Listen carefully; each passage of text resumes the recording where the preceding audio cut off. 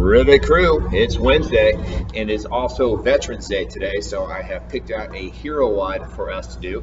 This one is in honor of a naval officer named Mark Carter, who passed away serving his country in December 2007. His nickname was Badger, thus the name of the workout today, Badger. So 3 rounds for time. We have 30 squat cleans, 30 pull-ups, 800-meter run. Probably, I'd say a minimum of 20 minutes on this workout, probably a little bit longer than that. So it's a big one. Much like most hero wads, it's going to be a bit of a grind. It's going to be tough. Make sure you get both your physical state and your mental state in order before you come in. It'll be a tough one, but hey, you can do it. I know you can, right? Let's see, 3 rounds. We have a very grippy workout, right? Our first 2 movements, high rep, 30 and 30. Both very grippy. For our squat cleans, we're holding on to either a pair of dumbbells or a barbell, of course, and then we're moving directly into some pull-ups or possibly ring rows for our Fit 30 athletes. But either way, you're gripping onto a bar or rings there. So a lot of grip today, right? It's going to challenge our forearms, our shoulders, our grip, all that stuff.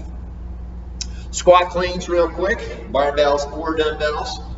The weights are going to start on the floor every single time, right? We're going to be touching the floor at the bottom. We're going to jump to full extension. As our weights come up to the shoulders, we're going to catch in a full squat and stand all the way up. That's 1 rep I just did right there. You guys will be doing 30. Plan on breaking that set of 30 up into smaller little mini sets, maybe sets of 5, sets of 10, something like that. This weight is definitely not heavy enough to warrant doing singles at all. So definitely plan on doing small sets of maybe as many as somewhere in the 5 to 10 range, I would say. We should be able to touch and go this, right? Squat, stand, bring it right back down again, touch the floor, keeping the bar nice and close. We should be able to cycle those together at this weight. Definitely, we're going to use our hook grip today, especially for our barbell athletes.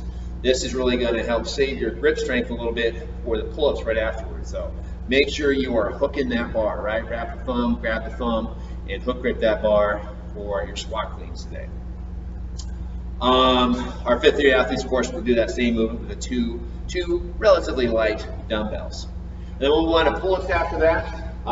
If you have your kipping pull-ups, if you can comfortably do 15 plus or 20 or so pull-ups when you're fresh, go ahead and get after this workout as written. If not, feel free to scale that number of reps down a little bit if need be. Or grab a band. Today would be a good workout for banded pull-ups because we don't have to get in and out of that station a whole lot. Both are good. Or, of course, ring rows, always an option for most of our Fit 30 athletes. The 800-meter run is the part of the workout where we're giving the upper body a little bit of a break. I would highly recommend, I know I did this last week, you get off your squat cleans, you get off your pull-ups, and then you start that first run. First couple 100 meters just like this. Shake those hands out, get that blood circulating in the arms and in the hands and in the shoulders, and then finish the rest of the run like you normally would. And then maybe as you're coming back from that first run, or your other runs for that matter, go ahead and give everything a little bit of shake before you come back in and start gripping those weights. I've written in the notes there, I think, that if you have palm protectors or grips, today would be a very good time to use them. We're trying not to tear our hands at all, right?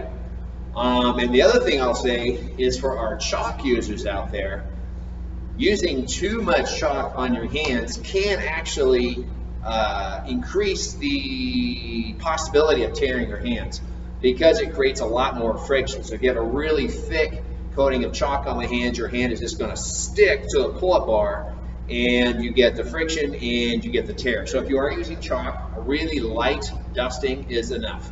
Just enough to kind of prevent a sweat being on your hands and the hands slipping. That's all you really need. Once you get too much on there, it actually starts causing problems. So there you go.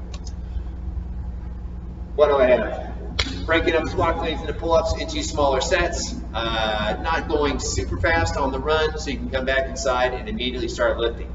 And then the only thing I'll say as far as like body mechanics are concerned, let's focus on what our eyes are doing today on both the squat cleans and the pull-ups. Let's keep our eyes on the horizon for both these movements. So for our squat cleans, when we're pulling from the floor, right, we don't want to look down at the floor. This tends to make the chest drop too much and the hips rise. We actually want to be looking straight ahead and have the hips down, so when we're pulling the weights from the floor, we're looking straight ahead. As we come up, we keep those eyes on the horizon, so we get nice and vertical. And then definitely, as we receive the weight on the shoulders, we don't want to be looking down at the floor, because then again, everything drops forward. So keep the eyes on the horizon, keep the elbows up nice and high, eyes are forward as you do your squat clean. So eyes on the horizon there. And then same thing with our pull-ups. In both, a lot of us, most of us today will be doing kidney pull-ups of some sort. And we're going through our arch and our hollow. So as we get into our hollow position, eyes are right here. If we look up at the ceiling or look down at the floor here, it actually throws off our hollow position. So head in a neutral position, eyes straight ahead for our hollow. Then same thing as we come through into our arch, right? We want the eyes right here, bench for a better loaded position. And again, as we come back into our hollow, right before the pull, eyes straight ahead. And of course, I know I've talked about this before, as we pull, we want to keep the eyes on the horizon again, head in a neutral position. If you are reaching your chin up for the bar, you're actually cheating that range of motion a little bit, which isn't good. Don't be a cheater. If you want to get fitter, faster, stronger, which we all do, right? We hold ourselves to a higher standard, to the highest quality standard we can. And that includes when we do pull-ups, we actually keep the head neutral, we keep the chin down, and we pull high enough to get that chin over the bar, right? Do it well, do it right, you'll get fitter, faster, stronger. All right, so hero one today, come in, get it done. It's an awesome one. It will make you more awesome also. It's a bit of a grinder, but you can do it. And that's all I got. See you at the gym. Talk to you tomorrow.